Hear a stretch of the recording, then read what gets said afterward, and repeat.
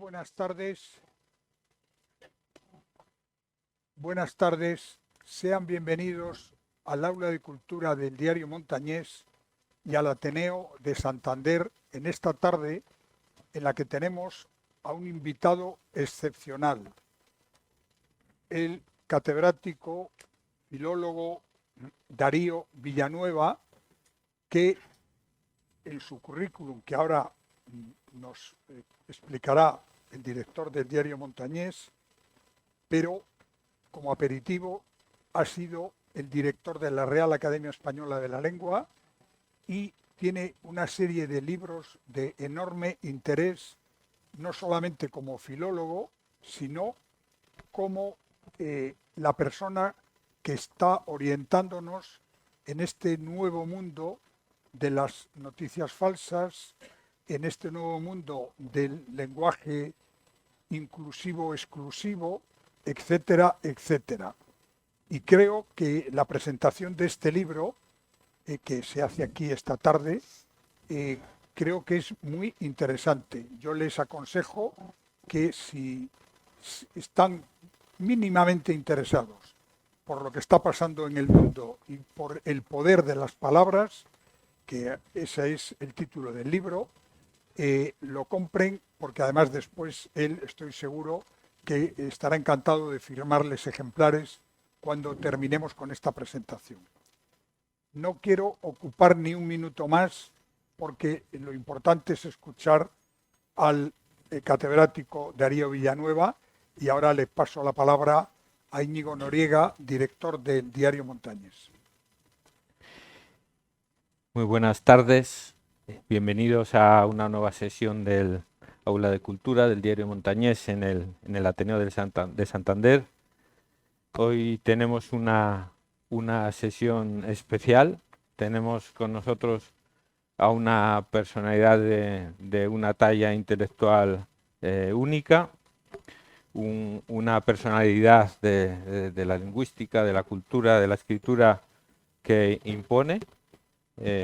Lingüista, profesor, escritor, académico, catedrático, gestor, de un currículum apabullante del que, bueno, pues esbozaremos unas pinceladas simplemente pues por recordar algunas de las cosas principales, ¿no?, que están en su haber. Ha comentado antes Manuel Ángel Castañeda su tarea como director en la Academia Española, de la que antes fue secretario y antes miembro de número, en la que durante su periodo al frente de ella pues se presentó la 23ª edición del Diccionario de la Lengua, organizó los congresos de la lengua que correspondieron y esa cantidad de acciones que hace la Academia regularmente, desde publicaciones hasta resolver cuestiones de dudas lingüísticas, hasta actualizar la gramática, etcétera, etcétera, etcétera.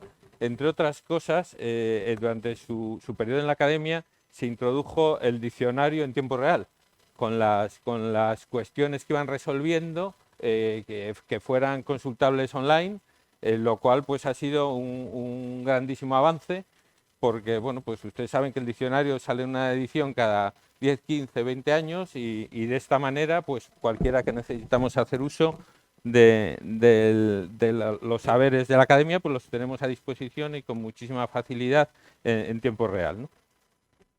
Él es filólogo por la Universidad de Santiago de Compostela, doctor por la Autónoma de Madrid, catedrático de Teoría de Literatura y Literatura Comparada por la misma Universidad de Santiago, en la que llegó a ser rector.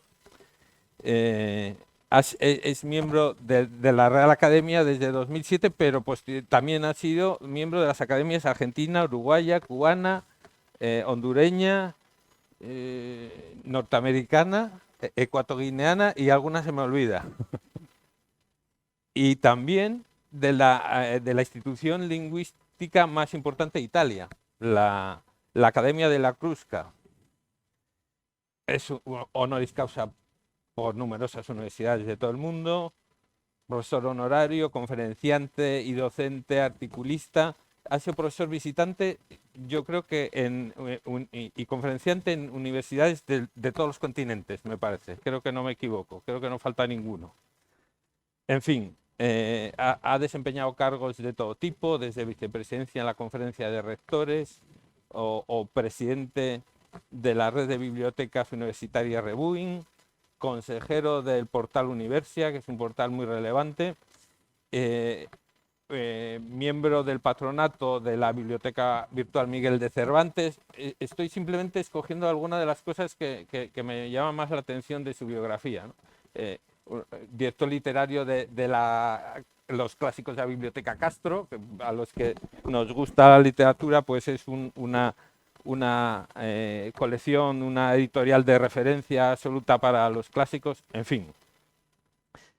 Su trayectoria como escritor ha publicado centenares de artículos y un buen número de libros sobre cuestiones de teoría literaria, sobre la novela hispanoamericana, cuestiones de estructura y tiempo en la novela, autores como Valle Inclán, Quevedo, Borges, El Quijote, Whitman, es decir, de todo tipo. Vamos a centrarnos, si les parece, un poco en los últimos libros, porque son los que marcan el libro del que hoy vamos a hablar, ¿no? Hoy vamos a hablar de Poderes de la Palabra, que es una recopilación revisada de ensayos que forman un corpus compacto y parte de una trilogía, con Morderse a la lengua, corrección política y posverdad, que es el título de la última edición, y uno pendiente que es El atropello de la razón. Y esa trilogía es un poco en lo que está ahora enfrascado y lo que hoy viene aquí a comentar. En estos libros en el que hoy hablamos entra de lleno en cuestiones de política lingüística y de comunicación, ¿no? Todo muy relacionado, ¿no? El lenguaje como instrumento y el lenguaje como arma ideológica, en un sentido extremo de ese uso instrumental del lenguaje. Por lo tanto, vamos a hablar de asuntos como las mentiras posmodernas, la llamada posverdad, y desde un planteamiento más de fondo, de la quiebra de la racionalidad y la prevalencia de la emocionalidad en el discurso público, ¿no? Que es un poco algo que está en prácticamente todo el discurso público, ¿no? La apariencia de verdad, ¿no? La apariencia de verdad sustituido a la verdad en muchos planos, y tiene más fuerza la impresión que puede dar algo que lo que de verdad algo es ontológicamente, ¿no? Eso a su vez tiene que ver con el hecho de publicar, como dota de un aura de más verdad o de más realidad a cuestiones que la pueden tener o no, etcétera, ¿no? Para hablar de todas estas cuestiones, Darío Villanueva arranca desde el origen de la escritura y llega hasta la revolución digital, y para hacer ese camino va pasando pues desde los clásicos griegos hasta la invención de la imprenta, hasta McLuhan o Trump, ¿no? Por poner por caso algunas de las cuestiones que cita. Es una obra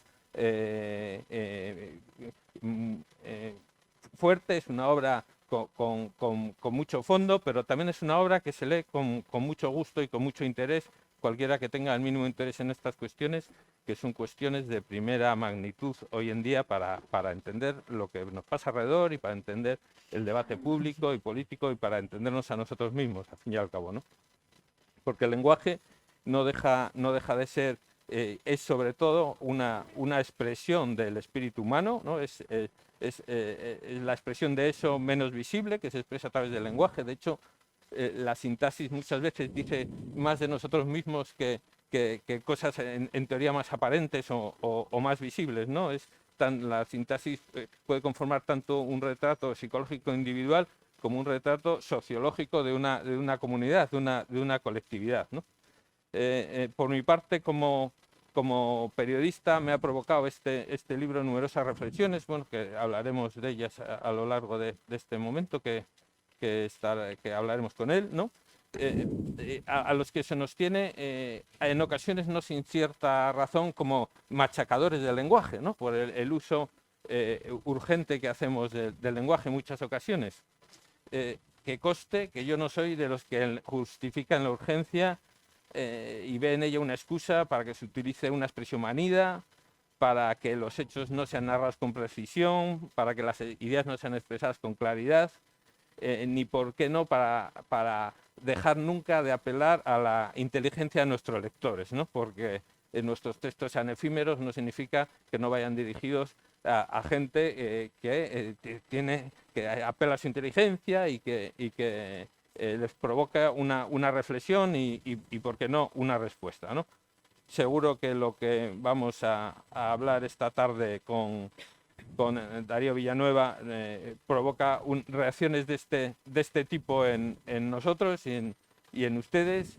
Así que, bueno, pues les dejo con él y comprobarán que si exagero o no. Gracias. Muchas gracias. Gracias. Muy generoso.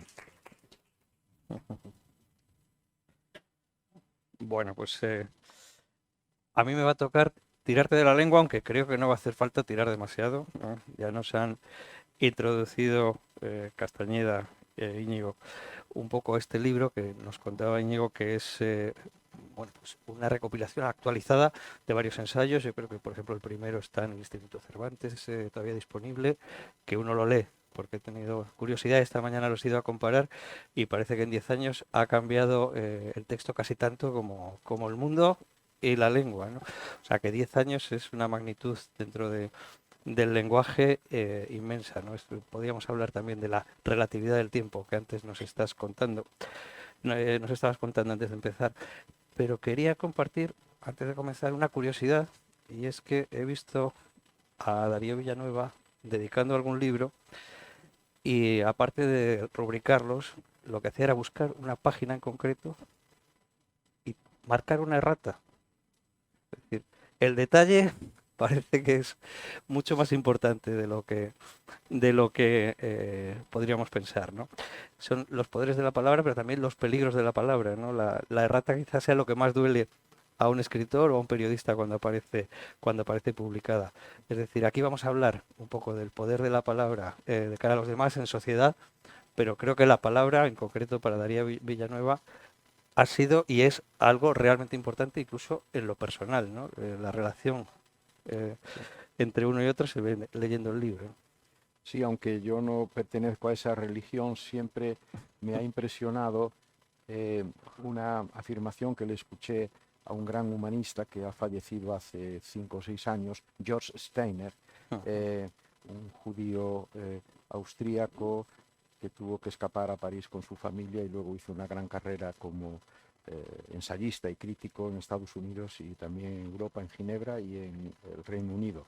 Entonces Steiner contaba que un rabino le había dicho que, en su opinión, todos los males del mundo provenían de una errata que se había deslizado en una transcripción de la Torá. Ahí estaba la causa de todas las calamidades que luego habían sobrevenido. Y a mí eso me impresionó muchísimo y por eso ahora le tengo un enorme respeto a las erratas, que por otra parte es imposible librarse de ellas. Por mucho que te esfuerces tú y tus editores para limpiar los textos, siempre aparecen erratas y es lo que me ha ocurrido también con este libro, y por eso cuando tengo la ocasión de dedicar un ejemplar siempre corrijo esa errata para que el mundo no empeore por culpa mía. Bueno, la errata es mínima, ¿eh? Es un género creo que en un artículo, ¿no? Que cambia. O sea que, aunque parece que hoy día lo del género, sea en un artículo o sobre todo en un nombre propio, es una cuestión mayúscula, no solamente para los lingüistas, sino en la sociedad, ¿no? Incluso, no sé, parece que el género antes solamente era una categoría gramatical, sí, y ha dado el salto, ¿no? ¿Cómo es posible que normalmente la lengua refleja a la sociedad, y en este caso es la sociedad la que intenta reflejarse en la lengua utilizando sus términos y casi pervirtiéndolos, ¿no? Sí, todo viene de una teoría muy vinculada a las reivindicaciones feministas, que ha sustituido el concepto de sexo por el concepto de género, sobre el supuesto de que, en fin, sexo tiene una obvia implicación biológica, anatómica y natural. Pero esta teoría sostiene que no, que eso es un error, que esa polarización entre sexo masculino y sexo femenino es una ficción, que lo verdaderamente auténtico es una creación cultural que identifica roles y papeles, ¿no? Y de ahí viene la suplantación de la palabra sexo para hablar de las diferencias en la humanidad por la palabra género, ¿no? Y a partir de ahí, pues la verdad es que se ha producido un desarrollo, una proliferación de teorías y de subteorías que a veces conducen a situaciones de una enorme confusión y quizás también de bastante peligro, ¿no? Por ejemplo, la noción de la autodeterminación de género, ¿no? Según la cual la persona tiene que ser reconocida por aquel sexo con el que se identifica, no el que le corresponde por naturaleza, ¿no? Bueno, por supuesto el asunto es muy complicado porque todos sabemos que existen situaciones ambiguas e intermedias de personas que están desajustadas con el sexo biológico que les ha correspondido, pero claro, esta teoría de la autodeterminación del género, que ya se ha plasmado en leyes en varios países, entre ellos el nuestro, produce, yo creo que una enorme confusión. Y además abre una espita de la que no siempre las personas con buena intención, porque en toda esta teoría del género hay muchas personas que creen en ello por convicción intelectual, filosófica o incluso por situación personal desde el punto de vista humano. Pero junto a eso también hay que pensar que puede haber interpretaciones trapaceras y mostrencas, ¿no? Y, en fin, les cuento solamente un caso, y es que se ha hecho muy famoso un señor holandés que se dio a conocer como lo que ahora llaman influencer en las redes, y de esto tenemos que hablar, sobre todo en función también de la comunicación en este momento. Bueno, pues este señor exigió al Estado holandés que de todos los documentos que le afectaban personalmente se retirara la referencia a su edad real,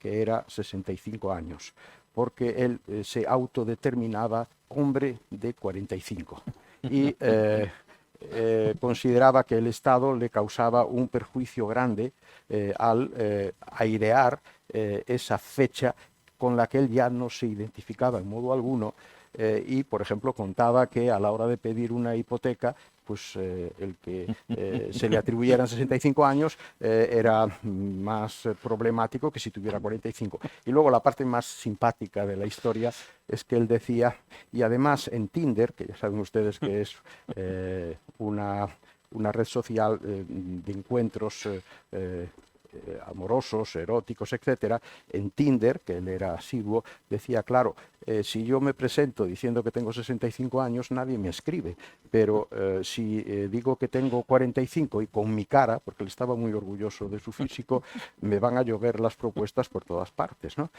Yo no sé cómo terminó la historia, pero las autoridades le respondieron, dijeron que iban a empezar a estudiar porque tiene una cierta lógica dentro de lo absurdo, y es que si uno puede determinar que aunque haya nacido mujer, es un hombre, e incluso luego cambiar esa autodeterminación en un momento posterior, porque su concepción de sí mismo pues ha sido modificada, si eso se puede hacer, en el caso de la edad también se podría admitir, porque incluso la edad es menos evidente que la fisonomía sexual, ¿no? O sea que hay personas que aparentan mucha menos edad de la que realmente tienen, y también hay algún caso de lo contrario, ¿no? Entonces, sí, ahí está el problema de género, que es, yo soy francamente muy reacio, a pesar de que yo estudié filosofía y letras y, en fin, tenemos quizás una cierta tendencia a complicar demasiado las cosas. Yo soy muy partidario de lo natural, de lo auténtico, de lo genuino y sobre todo de algo que tiene que ver con ese último libro en el que estoy trabajando, que se titula El atropello a la razón. Es decir, que hay momentos en que parece que la razón ya no sirve para enfocar las complejidades de la vida y del mundo y para resolver los problemas. Y la razón yo también la vinculo mucho con el sentido común, y el sentido común es algo que nos pertenece a cada uno de nosotros y que ayuda a convivir en sociedad, porque con el sentido común compartido es muy fácil llegar a encuentros en muchas cosas. La vida no podría funcionar razonablemente si no hubiera un principio general de sentido común que es independiente de la cultura que uno pueda tener o de sus ideas religiosas, políticas, etcétera, ¿no? Entonces sí, hay una quiebra de la razón y un ataque sistemático, al menos en algunas manifestaciones, a ese sentido común, y los resultados son imprevisibles en sus consecuencias, y yo me temo que son consecuencias siempre negativas, ¿no? Bueno, esa anécdota que nos cuentas, claro, solo puede pasar en Holanda, ¿no? Donde hacían esas cosas con las bicicletas y los concursos de marihuana y esas cosas que pasan por allí. Y aquí nunca nos pasaría nada de eso. A menos, sobre todo porque, claro, nosotros teníamos nuestra Real Academia que limpia, fija y da esplendor. Y luego cuando entrábamos en la facultad, lo primero que nos contaban en las clases de lengua es que la lengua, es un organismo vivo. Es decir, que lo que hacen los lingüistas o quien se ocupa de ella es básicamente describir cómo funciona y luego la academia sancionar el uso. Sin embargo, en los últimos años eso se ha revertido. Hablas en muchos capítulos sobre la realidad y la intervención en la realidad, y sin embargo, en lugar de dejar que la lengua funcione por sí misma, parece que hay una voluntad, primero política, pero luego no solamente desde el ámbito político, sino desde varios planos de lo que, como nos cuenta, se ha llamado la sociedad civil, que ya veremos qué es eso, en el que se quiere cambiar la lengua desde arriba. Y parece que eso es lo que está causando un montón de chispas, ¿no? Sí, lo que pasa es que eso ha existido siempre, y yo estoy muy tranquilo como ciudadano, porque todos esos intentos de modificar la lengua han acabado en rotundos fracasos. Incluso cuando quien ejercía esa voluntad de modificar la lengua era un poder político dictatorial. Por ejemplo, hay un libro estupendo de un filólogo judío, Víctor Kemplerer, que se titula Lingua Terti Imperii. Es el estudio del tratamiento de la lengua durante el Tercer Reich, en donde se quiso también introducir un alemán distinto conforme a la ideología del Partido Nacional Socialista, ¿no? Claro, el Tercer Reich, Hitler prometía que iba a tener una duración de 1000 años y duró 3 legislaturas, duró 12 años. ¿Qué pasó? Bueno, pues todas aquellas injerencias en el alemán no purificaron. Lo mismo pasó también en épocas anteriores, por ejemplo, en el llamado fenómeno del preciosismo en la Francia del siglo XVII, que fue ridiculizado por Molière en Le Précieux ridicule, la obra de teatro, ¿no? Que era también una manera de imponer un modo eufemístico de hablar. Algo parecido ocurrió en la Inglaterra victoriana, y sin embargo hemos visto que son modas que tienen aparentemente mucha fuerza en un momento determinado y que luego se diluyen. ¿Por qué? Porque se trata de manipular algo a lo que este tipo de personas implicadas en esas tendencias no le conceden, no le tienen ningún respeto. Y las lenguas son muy respetables y son muy potentes, porque las lenguas nacen en primer lugar de un pacto social.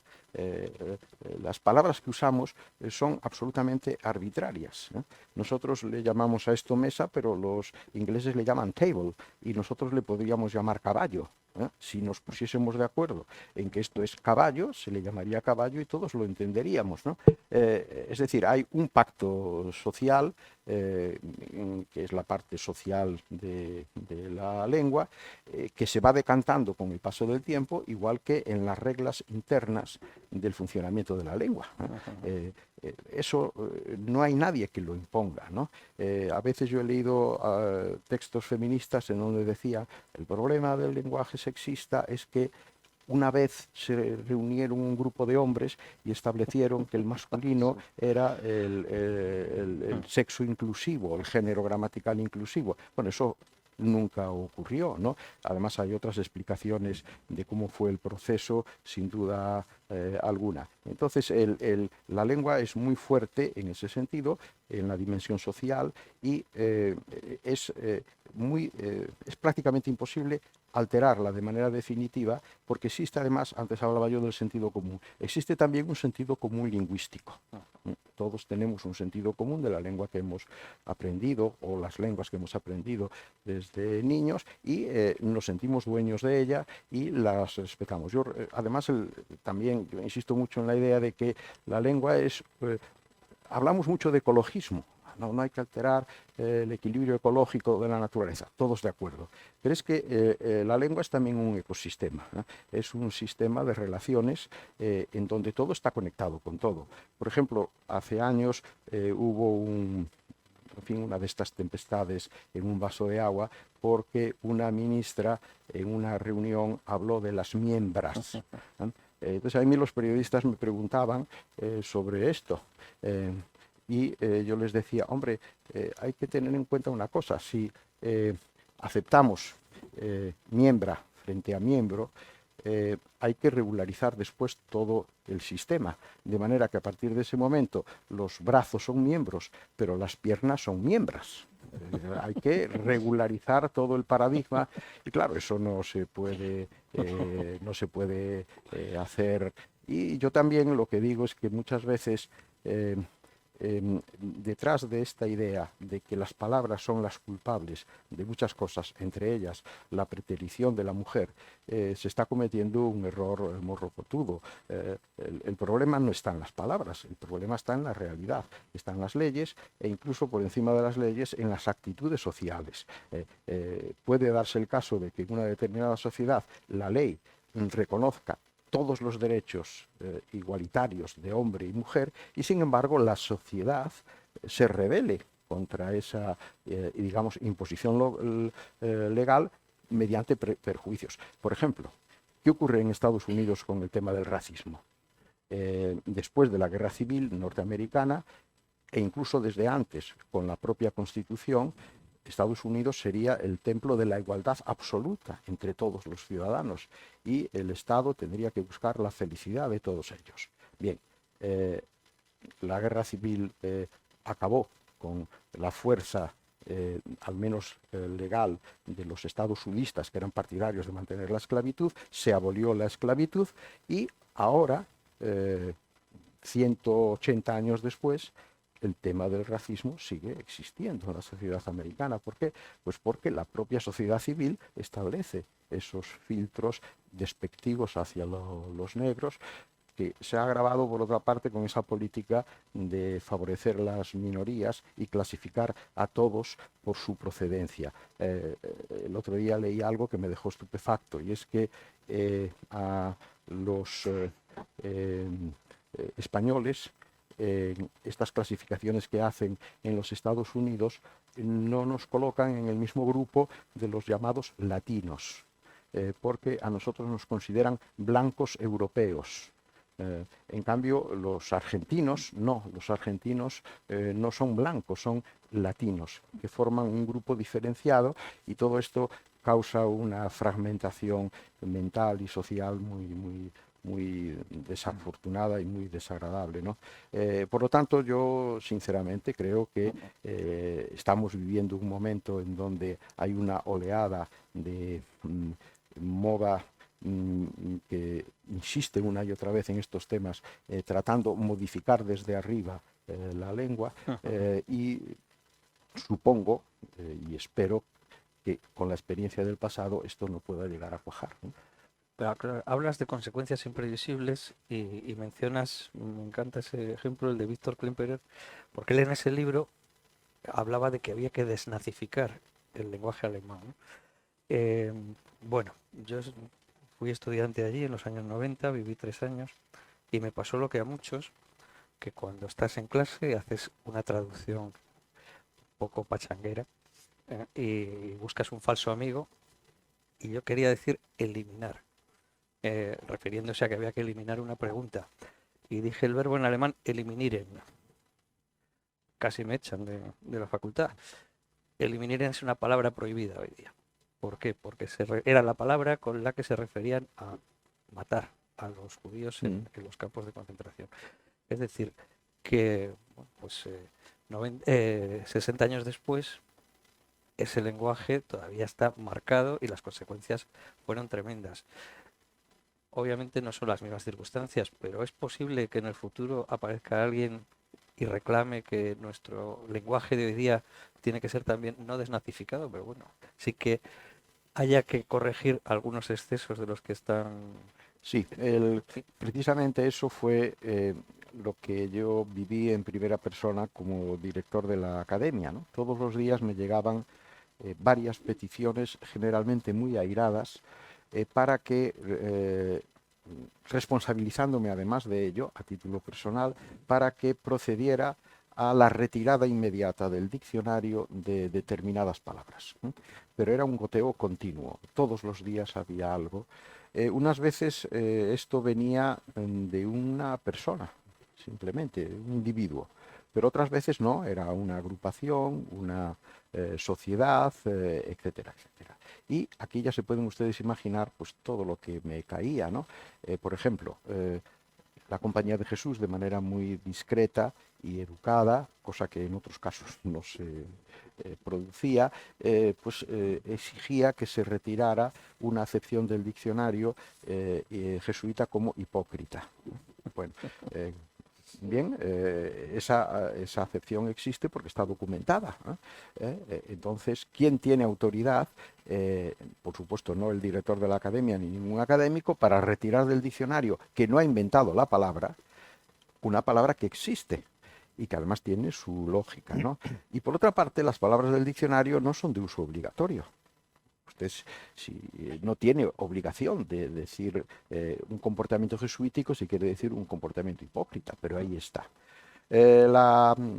Una agrupación exigía, y en este caso además le pidieron al Parlamento, una cosa increíble, que le obligara a la academia a retirar del diccionario la cuarta acepción de la palabra cáncer.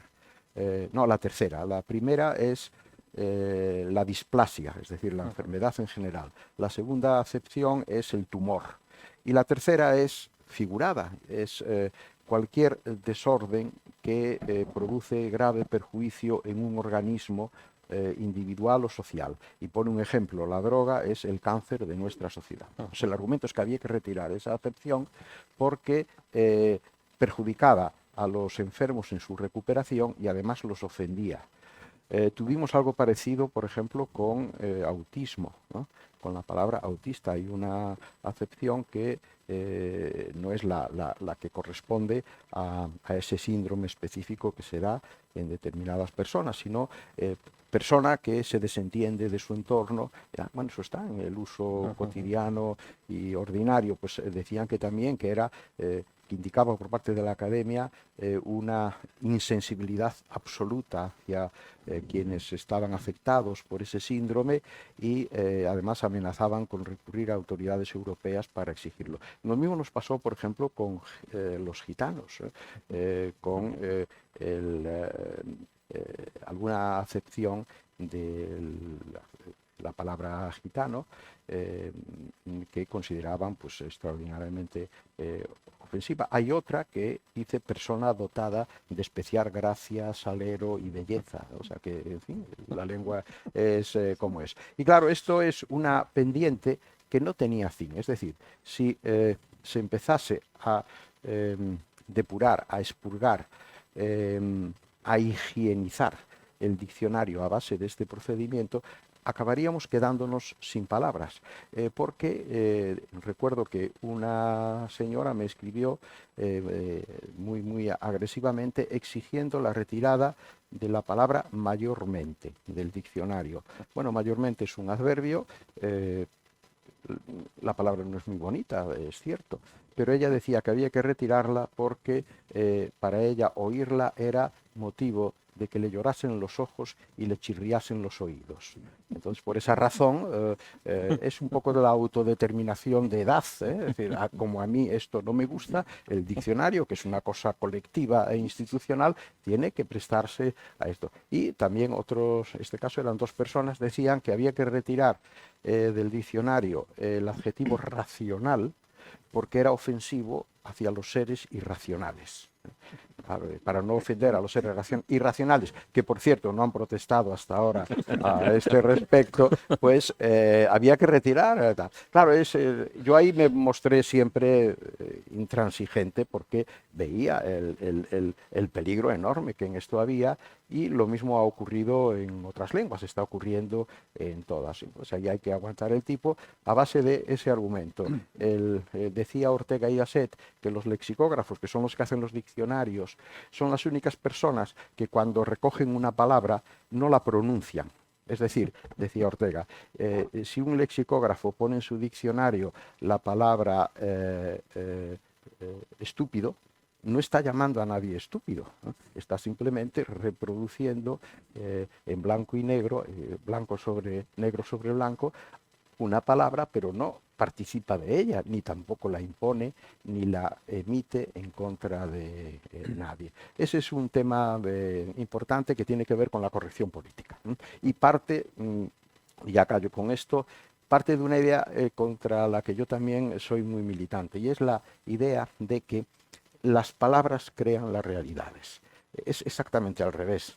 Las realidades crean las palabras. Claro, aquí detrás hay un referente muy poderoso, que es el referente no del Génesis judeo-español, perdón, judeo-cristiano, quiero decir, el de la Biblia, sino de otros génesis de otras culturas. Por ejemplo, en la cultura maya quiché de Centroamérica, el libro que se considera equivalente es el Popol Vuh, el libro de la sabiduría, y en él ocurre exactamente lo mismo, y también en el de Numa Elish, que es el Génesis mesopotámico, que es que el mundo se creó cuando en la Biblia un solo Dios, Yahvé, y en las otras no, varios dioses, se reunieron y empezaron a nombrar las cosas.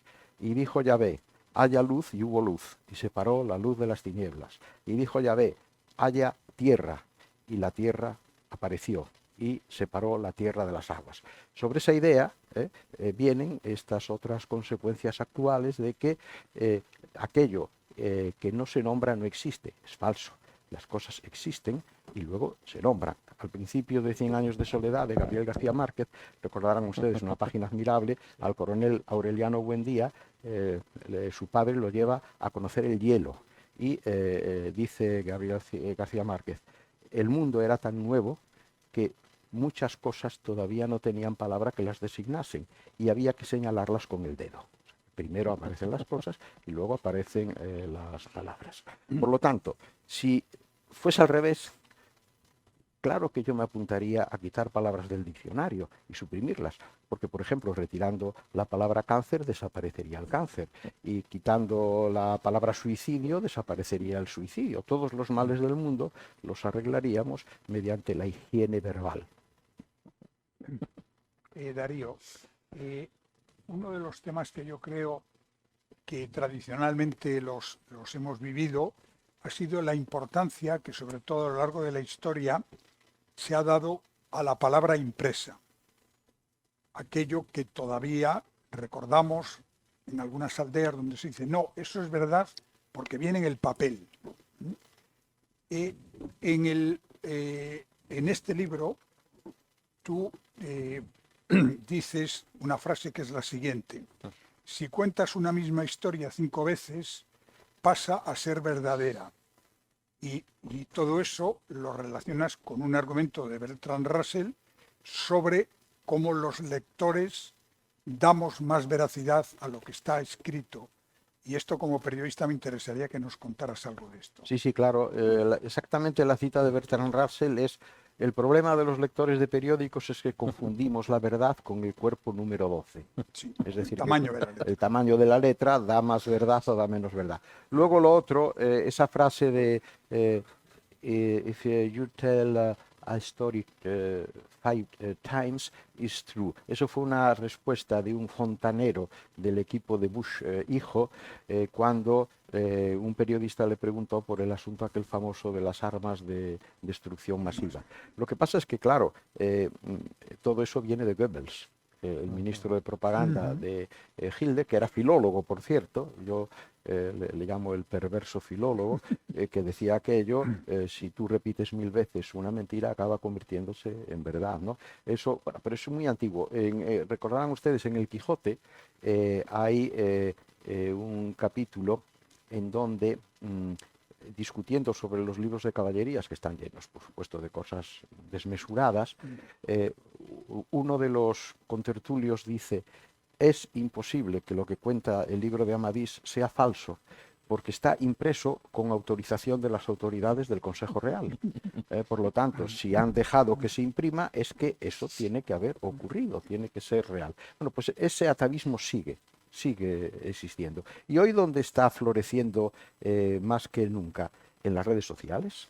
Las redes sociales son el terreno en donde todo es posible y todo acaba siendo creído de manera amplísima, porque el auditorio al que se llega es inmenso. Y ello va en perjuicio de el poder, por ejemplo, de los medios tradicionales, especialmente la prensa, en donde efectivamente puede haber sesgos y puede haber manipulaciones, pero hay deontología, hay profesionalidad, hay dirección, cosa que en las redes sociales no existe. Y desafortunadamente los indicios que nos llegan, por ejemplo, de Estados Unidos, que en eso siempre va por delante, es que hay ya mucha gente que se informa exclusivamente por lo que circula en las redes sociales, a costa de lo que era antes la fuente genuina de información, que eran los medios sólidos, fundamentalmente escritos o también audiovisuales, ¿no? En fin, ese es el problema, ¿no? Y todo ello va además vinculado a un descrédito de la verdad, que se puede, yo no me quiero meter en grandes filosofías, pero desde Nietzsche, desde el siglo XIX, hay una tendencia filosófica a minar la solvencia del concepto de verdad, ¿no? Haciéndolo algo absolutamente relativo, algo totalmente subjetivo, negando en definitiva que la verdad exista como tal. Y esto es muy peligroso, porque la sociedad y los seres humanos necesitamos verdades, ¿no? Y por supuesto hay verdades que pueden llegar a desmoronarse en un determinado momento, pero hay otras verdades que son verdades fácticas, que es imposible negarlas, pero eso está ocurriendo ahora. Fíjense en lo que se llama el negacionismo científico. En este pleno siglo XXI ha ocurrido con la pandemia. Se ha negado la eficacia de las vacunas. Se ha negado incluso la existencia del propio virus. Luego, en Estados Unidos hay un porcentaje elevadísimo registrado de personas que siguen afirmando que la Tierra es plana, y que la idea, que fíjense ustedes de dónde viene, de la esfericidad de la Tierra, es el fruto de un gran contubernio universal de los poderosos para engañar a la gente, ¿no? En fin, es algo terrible este fenómeno, cuando teóricamente hemos alcanzado un grado de desarrollo por la vía del racionalismo en la ciencia verdaderamente extraordinario, y sin embargo hoy está ocurriendo lo contrario, que es una negación evidente de la verdad, a pesar de las pruebas fehacientes de que la verdad en estos casos existe, igual que yo creo que existe en muchos otros, ¿no? No solo verdades de hecho, sino también verdades de concepto y verdades de noción. Un asunto que acaba de mencionar respecto a la fuerza de lo impreso para dar apariencia de verdad, pero también es cierto que la invención de la imprenta, que es uno de los grandes inventos de la humanidad, hace posible que, en este libro aparece también, que la transmisión deje de ser oral para ser impresa, y para que no se desvirtúe en esa transmisión, y propicia grandes avances de la civilización y del desarrollo humano. Nos estamos encaminando al fin de esa galaxia Gutenberg que ha propiciado esa transmisión del conocimiento. Sí. o Internet y toda la revolución digital es una imprenta al cubo? Sí, ese es un gran tema, porque además el asunto comenzó antes, empezó con lo que yo considero el invento tecnológico más trascendental en la historia de la humanidad, que es la invención de la escritura alfabética, que se produjo en Mesopotamia 3000 años antes de Cristo, ¿no? Eso marca la frontera entre la prehistoria y la historia. La historia comienza cuando se descubre un sistema económico de reflejar mediante grafemas, mediante signos, los fonemas de las lenguas y con ello dejar constancia sobre un soporte estable de lo que alguna vez se dijo o de lo que alguna vez se supo, ¿no? Hasta entonces no, lo que funcionaba era la memoria y la oralidad. Por eso Sócrates, según su discípulo Platón, era totalmente enemigo del invento de la escritura, porque decía que con la escritura los seres humanos íbamos a perder la memoria. Cosa que realmente no ocurrió. Él era un filósofo ágrafo, Sócrates no escribió ni una sola letra, y sin embargo su filosofía nos llegó a través de Platón, que sí escribió los diálogos. Entonces, la escritura, ¿qué ocurre con la imprenta? Claro, con la imprenta se produce un salto exponencial del poder de la escritura, porque la escritura se democratiza.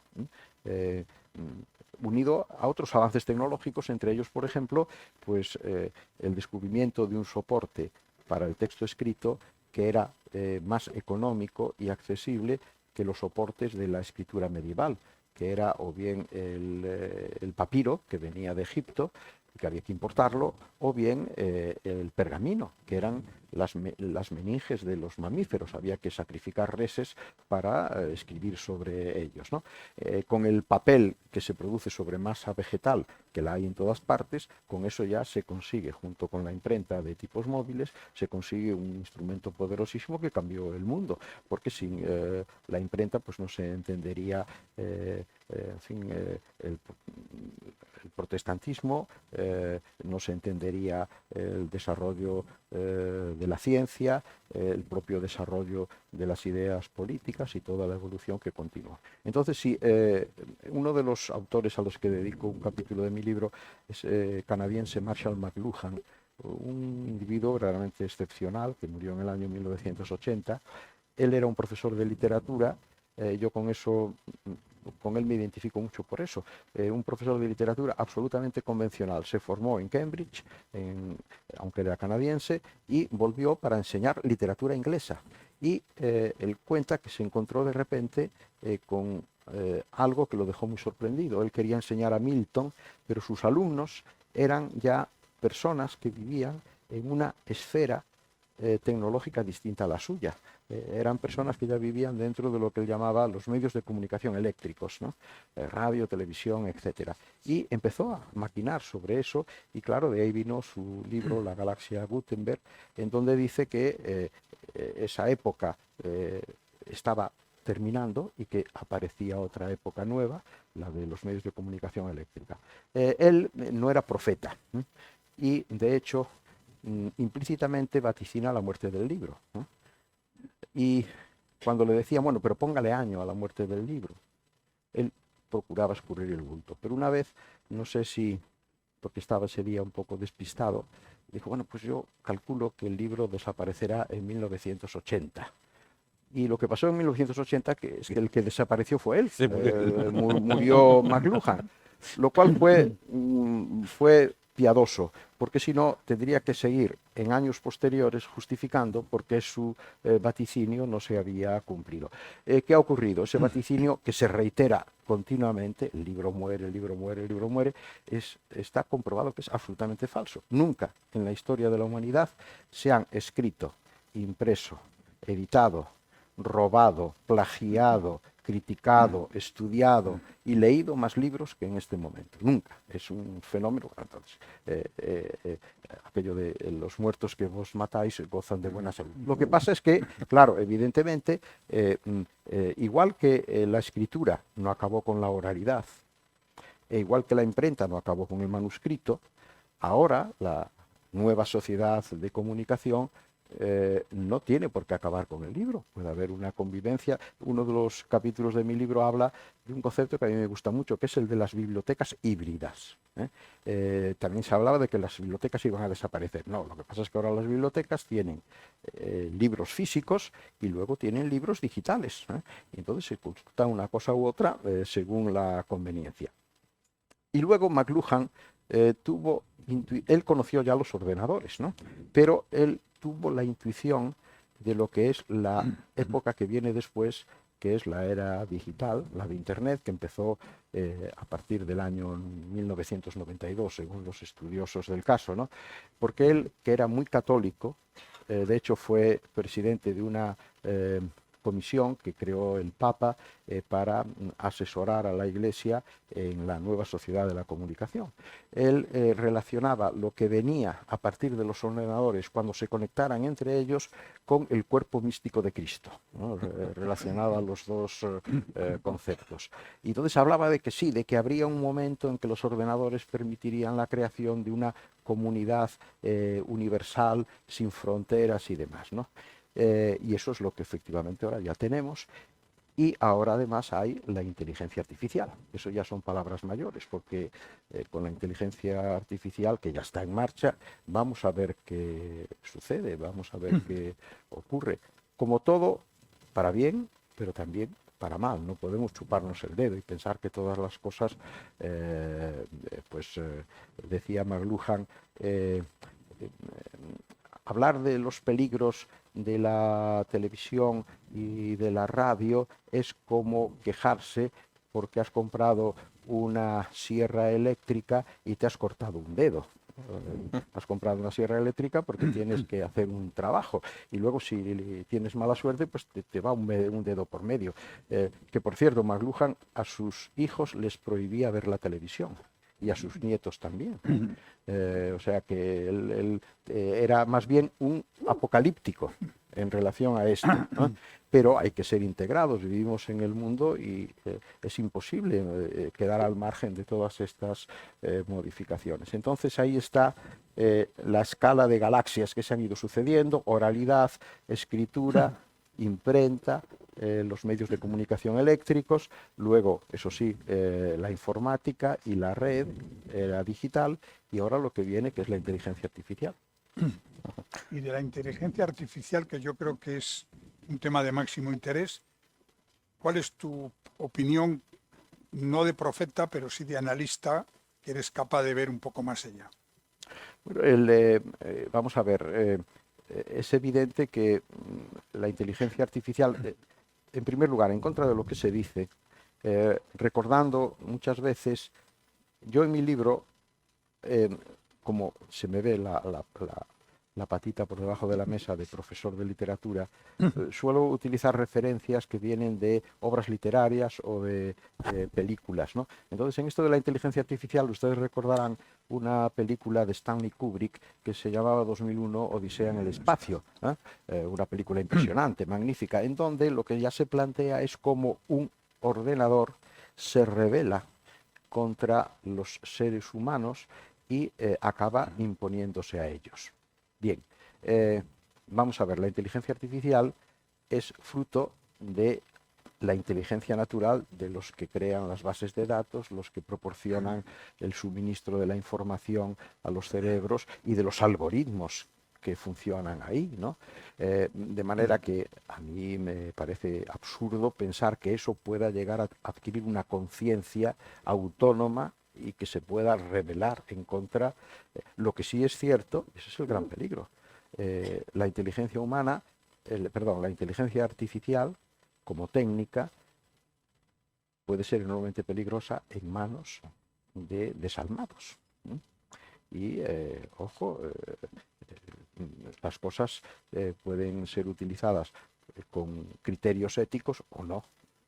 Y ahí hay un peligro y un riesgo verdaderamente extraordinario. ¿Por qué? Pues porque la incidencia sobre las conciencias individuales y sobre la vida particular de cada uno de nosotros a través de la inteligencia artificial puede ser, esa incidencia puede ser terrible, puede ser enormemente destructiva, ¿no?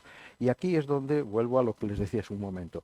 A mí me gusta mucho un género literario de novelas, porque las novelas divierten, ¿no? Son textos de diversión y de goce estético cuando son buenas, pero las novelas sirven también para conocer el pasado, cuando son novelas históricas, para conocer el presente. Por ejemplo, don Benito Pérez Galdós escribió toda una serie, no los episodios nacionales, que él llamaba novelas españolas contemporáneas, y era describiendo la sociedad del momento. Pero también hay novelas que describen una sociedad que todavía no existe, pero que podría llegar a existir en algún momento. Y la verdad es que siempre esa proyección de futuro es negativa, es lo que se llama las distopías, ¿no? La utopía es, Tomás Moro, Campanella, es una descripción de una sociedad futura favorable y benéfica. En cambio, las distopías son descripciones narrativas de una sociedad del futuro nefasta. Y hay algunas extraordinarias. Un mundo feliz, de Aldous Huxley, 1984, de George Orwell. Y ahí hay muchas cosas que están narradas y descritas que ahora se están cumpliendo parcialmente con los desarrollos tanto del mundo digital como de la inteligencia artificial. Todo lo que tiene que ver con ese gran mito de Orwell del gran hermano, ¿no? Que es una entidad que no está personalizada en nadie, no es el dictador unipersonal, es otra cosa, es como un sistema. Todo eso la inteligencia artificial lo puede alimentar con unos recursos absolutamente impensables, imprevisibles, ¿no? ¿Es el algoritmo del gran hermano? Bueno, sí. Lo que pasa es que, claro, volvemos a lo mismo. El algoritmo lo hace un matemático. Y a la inteligencia artificial se nutre de la información que los humanos introducen dentro del sistema. No tiene el aparato y el algoritmo no tiene autonomía suficiente, ni iniciativa, ni medios para recabar toda esa información, ¿no? Lo que pasa es que, claro, por ejemplo, en el terreno de la traducción es verdaderamente asombroso lo que ya se puede conseguir con la inteligencia artificial, ¿eh? El problema de la maldición de Babel puede llegar a desaparecer muy pronto gracias precisamente a esa versatilidad extraordinaria que la inteligencia artificial. Y luego está algo, yo recuerdo que unos meses después de que yo terminara mi mandato como director, el nuevo director de la academia trajo a una reunión con nosotros, con los académicos, a el presidente Álvarez Pallete de Telefónica, y Álvarez Pallete vino con un técnico que es, digamos, su gran consejero en temas de inteligencia artificial, que además es un hombre de aspecto joven y nada convencional. Allí en la academia pues chirriaba bastante la manera en que nosotros estábamos vestidos y la manera en que él se presentó.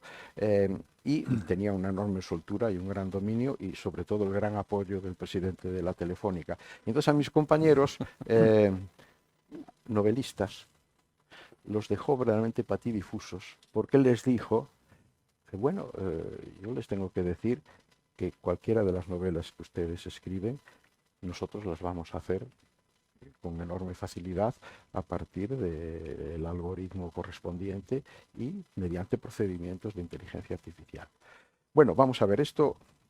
Yo después estuve pensando mucho sobre ello, aunque a mí no me afectaba porque yo no tengo esas dotes, ¿no? Pero, ojo, yo creo que eso es perfectamente posible, porque hoy un gran número de novelas, casi todas las que se venden en los kioscos de los aeropuertos, es muy fácil hacerlas con inteligencia artificial, porque son tan pobres, son tan desliterarias, tan simples, tan reiterativas, tan esquemáticas, que eso le mete suficiente pasto a la máquina y salen como churros, ¿no? Hombre, a mí me gustaría saber si la inteligencia artificial pues sería capaz de hacer el Ulises de James Joyce, ¿no? Eso supongo que ya sería más difícil.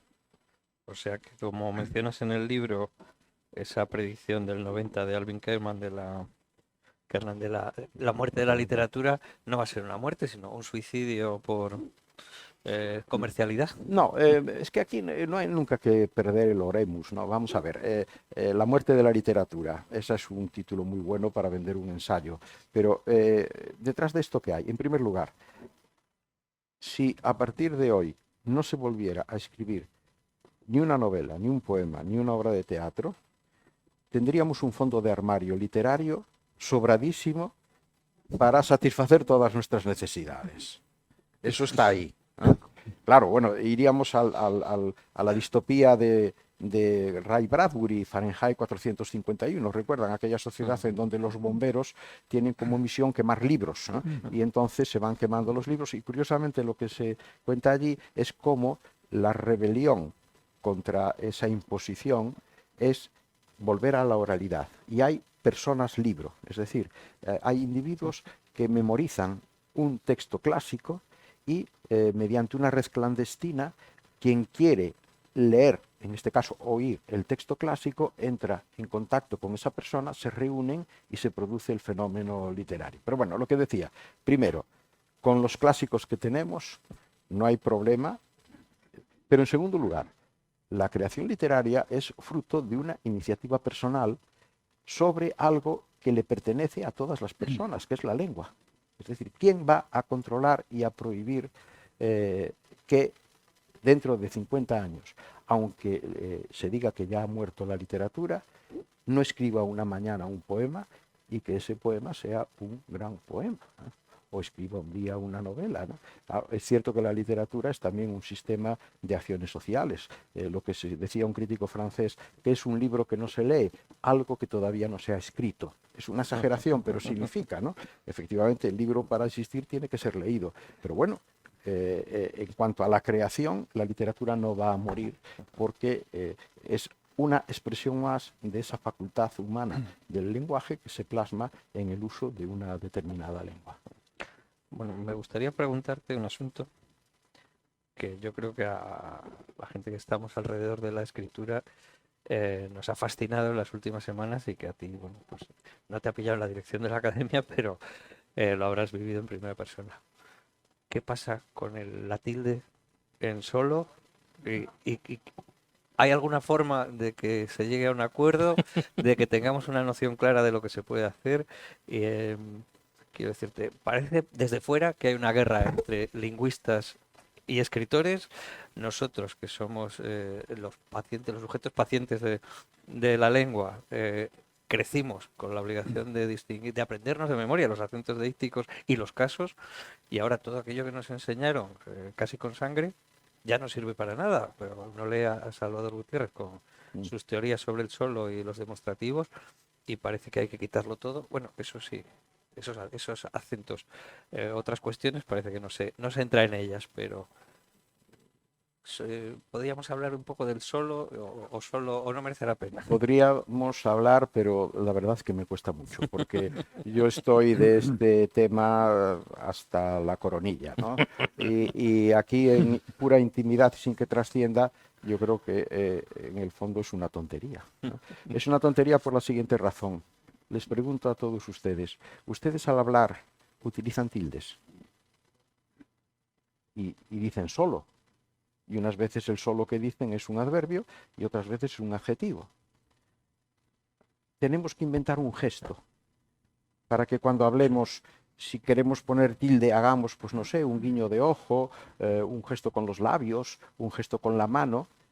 Ese es el problema. Es decir, si en la lengua hablada, que es la expresión natural del lenguaje, usamos el solo, y no hay problema de ambigüedad, porque se entiende perfectamente si es un adverbio o si es un adjetivo, ¿por qué de repente convertir en eso, como algún colega mío de la academia ha querido convertirlo, en la batalla de Agramante, por culpa de la tilde, que es una rayita, es un acento gráfico?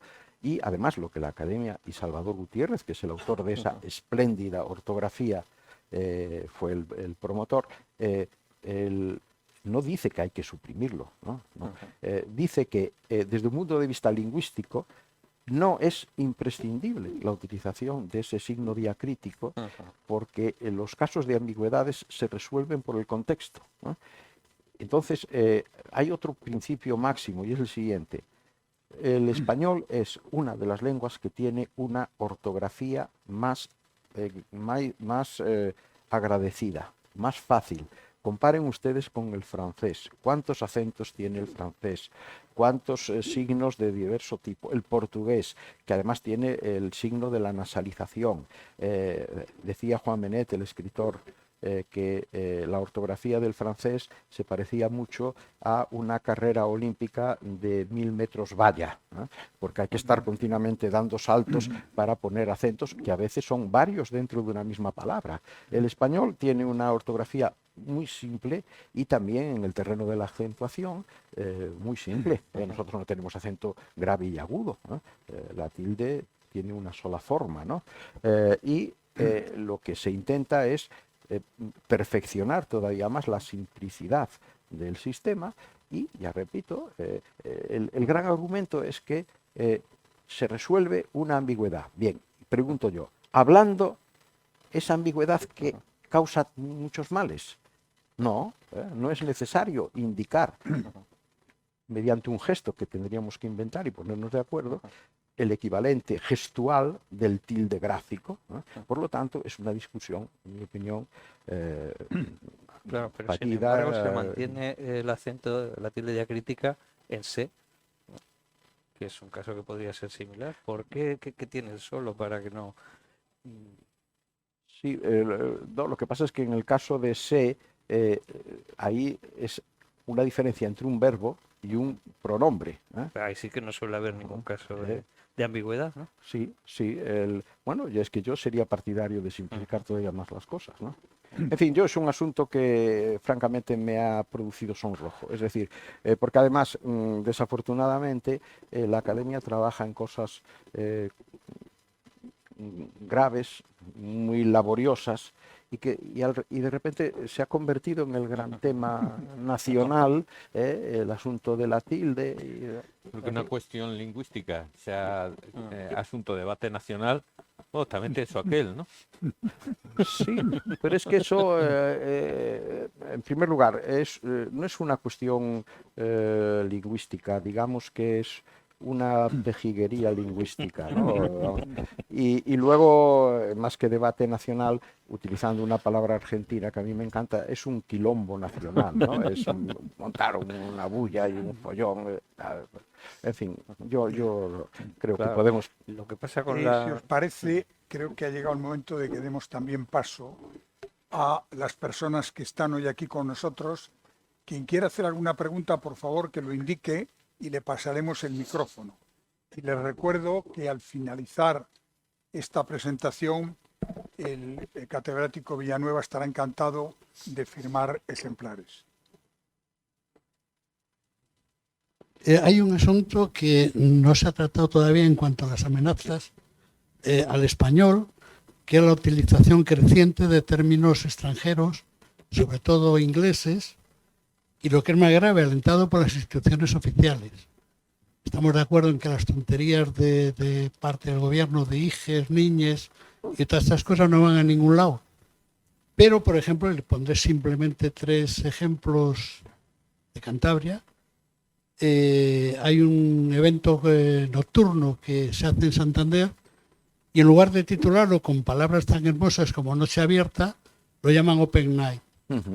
Hay un festival de verano, todo el mundo entiende lo que es un festival de verano, que llaman Summer Festival. Y hay un corazón muy grande en el astillero que en lugar de poner la palabra amor, ponen love. Me gustaría conocer su opinión sobre este aspecto. Pues yo he sido y sigo siendo un militante asiduo a propalar la idea de que detrás de esto hay un papanatismo absoluto y luego, en el fondo, un complejo de inferioridad. Cosa que es indigna, máxime cuando pertenecemos a una comunidad lingüística que tiene 600 millones de hablantes y que es la segunda lengua por número de hablantes nativos en el mundo, ¿no? Entonces, pero ese papanatismo es terrible, está contaminando, por supuesto, a los organismos oficiales, o por ejemplo en televisión. A mí me desespera que los programas de televisión en España ahora se titulan todos en inglés. Y yo me imagino, pues no sé, los televidentes de Cebollinos del Medio, pues porque tienen que, en fin, estar First Dates, un programa que se llama First Dates. ¿Y qué será esto? Mire, yo tengo ahí una anécdota que le he comentado varias veces y si no les parece mal lo voy a contar aquí. Una vez viajando con la Academia a Argamasilla del Alba para hacerle un homenaje a Cervantes en el año de su centenario luctuoso, íbamos en un autobús y en medio de esa mancha profunda, inmensa y hermosa, a la vista de molinos como de Don Quijote, había un local de carretera de no muy buen tono que se anunciaba con un letrero de neón enorme en el tejado y ponía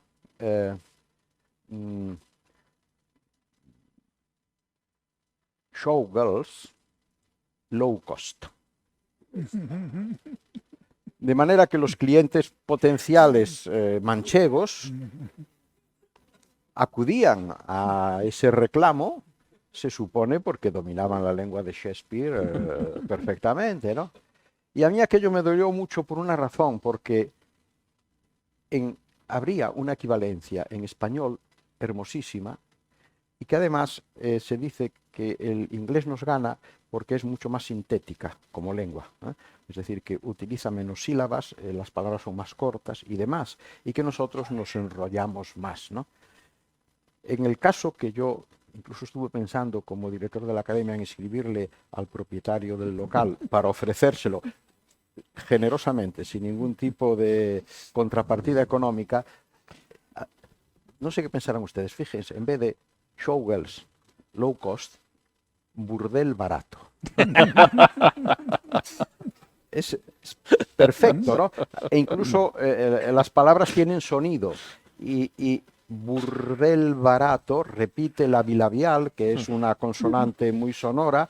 Hay la vibrante R, burdel barato, y las vocales más abiertas, la O y la A, son las que más se repite, que son las que dan más resonancia. Yo creo que sería un éxito total. Bueno, supongo que el local tenía bastante éxito y que eso no dependía de su nombre, dependería de otras condiciones, ¿no? Pero seguro que le iba a ir mucho mejor al burdel barato de La Mancha que el Showgirls Low Cost.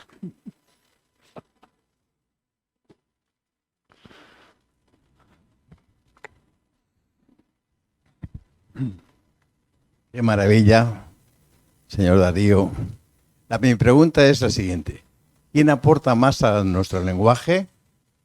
¿América o España? Bien, vamos a ver. Desde el punto de vista demográfico es evidente, nosotros somos el 8% del conjunto de los hablantes, ¿no? Pero la clave está en que cuando a partir de 1820 se produjeron las repúblicas, la independencia de las repúblicas, había sospechas fundadas de que con el español podría ocurrir lo mismo que había ocurrido con el latín. Al desmembrarse el Imperio Romano, se produjo la fragmentación lingüística de la Romania, que por cierto, no hay mal que por bien no venga, de ahí vienen las maravillas del rumano, del francés, del catalán, del italiano, del portugués, del castellano. Eso al final es un enriquecimiento cultural y humano, ¿no? Pero se pensaba que con el español iba a ocurrir lo mismo, ¿no? Y en contra de lo que se dice, incluso algún presidente de República actual en este momento lo viene a decir aquí delante de nuestras barbas, el español no fue impuesto por la colonia. Cuando la independencia en América hablaban español el 20% de la población solo, porque hemos celebrado el año pasado el centenario de Nebrija. Nebrija, en su diccionario latino-español de 1495, 3 años después de la llegada de Colón, introduce la primera palabra americana en el español, que es la palabra canoa, y además la describe muy hermosamente. Dice, nave de un solo madero. Las canoas eran eso, era un árbol que se vaciaba, ¿no? Y él, que había hecho la primera gramática de una lengua vulgar, sirvió con ella de modelo para lo que los españoles hicimos, que fue gramáticas de todas las lenguas amerindias que no tenían escritura y que gracias a eso se preservaron y se mantuvieron durante ese periodo colonial, ¿no? Por eso yo también he procurado, y en mi libro lo recojo, ¿no?, en un capítulo dedicado a esto, he procurado desmontar esa manipulación que se ha hecho reiteradamente de que Nebrija fue el ideólogo de la lengua del imperio. Es cierto que en el prólogo de la gramática, que es de 1492, como saben, él, dirigiéndose a la reina, dice: la lengua siempre fue compañera del imperio.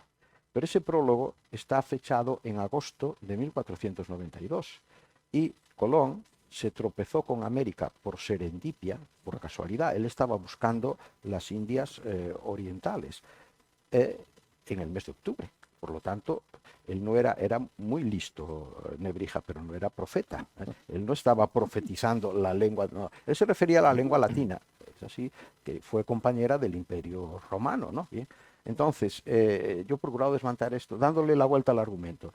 Nebrija no es el apóstol del Imperio de las Lenguas, sino es el apóstol de la lengua del imperio, sino del imperio de las lenguas. No es el apóstol de la lengua del imperio, sino al revés, del imperio de las lenguas. Bien, entonces, a partir de ahí, de ese momento inicial, se produce una connivencia, una mistura, una relación y una contaminación. Las lenguas están todas contaminadas, o sea que ahí el purismo excesivo no tiene absolutamente ningún sentido. Todos los idiomas están en continuo comercio los unos con los otros, importación y exportación.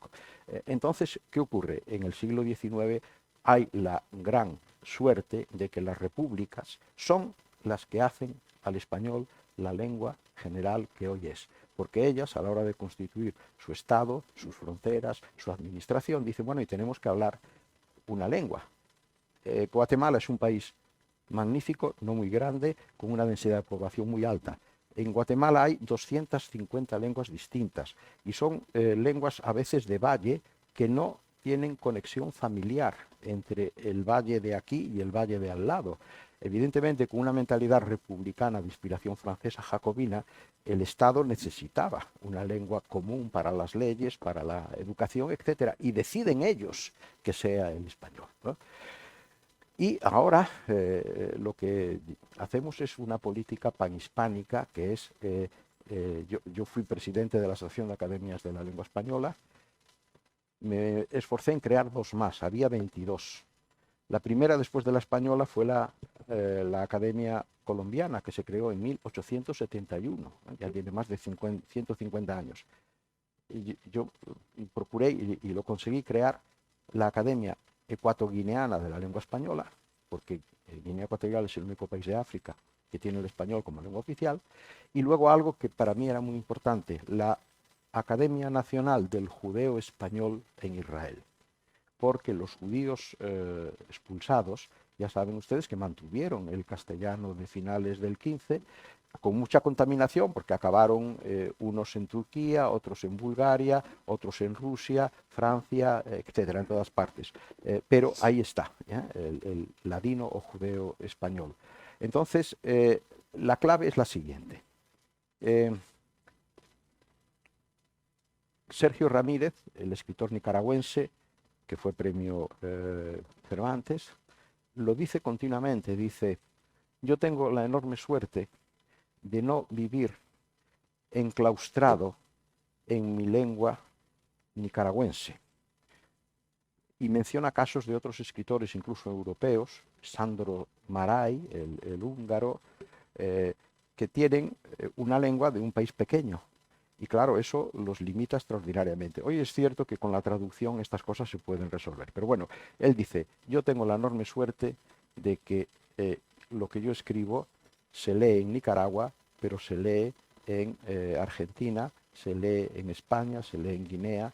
Es decir, que la lengua me acompaña, viajo 4.000 kilómetros y al llegar y aterrizar se me saluda en la misma lengua que yo traía del lugar de donde vengo, ¿no? Y eso es cierto. Hay una manía contra la que yo también estoy, que es la de utilizar el concepto de identidad hoy en día como algo que diferencia y que enfrenta. Se está continuamente reclamando mi identidad, nuestras identidades. La palabra identidad viene de la raíz de idéntico. Idéntico es lo parecido, lo similar, ¿no? Entonces, esto ocurre a veces también con el español. Hay quienes con un fundamento ideológico dicen, no, es que no nos entendemos, es imposible entendernos, yo que soy guatemalteco, pues con un uruguayo. Eso es absolutamente falso. Nosotros enchufamos la televisión y ha ocurrido un terremoto en Centroamérica, le hacen una entrevista a personas del campo que han sufrido esa, y lo que dicen se entiende perfectamente. Puede haber una palabra, pero es que eso nos ocurre entre gallegos, murcianos, santanderinos o almerienses. Hay palabras que son propias de una determinada zona, pero el contexto ayuda a resolverlo, ¿no? Entonces, hoy en día, el hecho firme y sólido es que tenemos una lengua con una unidad incomparable a la de cualquier otra. En ello influye, por ejemplo, que disponemos de un instrumento que ninguna otra lengua tiene, 24 academias trabajando por consenso a favor de lo mismo, ¿no? Que es el idioma común. Y luego los medios de comunicación, el deporte, todo esto ayuda. Cuando un periodista entrevista a un futbolista argentino que acaba de marcar goles con el Osasuna, pues ese periodista tiene, eso sí, su fonética especial que toca determinados... Pero eso ocurre también con nosotros. Fíjense, la cuestión del seseo. Muchas veces se dice, no, claro, es que ustedes dicen cierto y los argentinos dicen cierto. Sí, pero es que resulta que en España y en los archipiélagos el 80% de la población sesea. O sea que no es un fenómeno que contraponga, somos minoría los que no seseamos, ¿no? Y eso pues no causa ningún problema definitivo. Es decir, la respuesta a su pregunta es que, por suerte, en este momento tenemos un idioma que está... fíjense, recordarán ustedes, ahora está un poco disminuido esto, hubo una época en que los culebrones que venían de Venezuela y de México tenían un éxito extraordinario en la televisión española. Aquello fue importantísimo para favorecer esto que le digo. Y un compañero nuestro de academia comentaba, sorprendido, él era cubano, pero radicado luego en Puerto Rico, que un día en una entrevista que escuchó en televisión a una señora de un pueblo de Extremadura, le preguntaban por las fiestas del pueblo y ella dijo, gracias al alcalde tenemos unas fiestas chévere. Y era una señora de Extremadura que no había salido de allí. Bueno, esa palabra le vino por los culebrones, la utilizaba y estupendo, ella se expresaba muy bien así. Muy bien, pues muchísimas gracias al profesor Darío Villanueva. Creo que estaríamos aquí un par de horas más charlando con él, porque no solamente es un sabio, sino que tiene una capacidad de comunicación realmente extraordinaria, casi milagrosa. Y yo quiero que le despidamos con un fuerte aplauso y quienes quieran luego que les firme el libro, que se acerquen, por favor. Muchísimas gracias. Gracias, gracias. Gracias.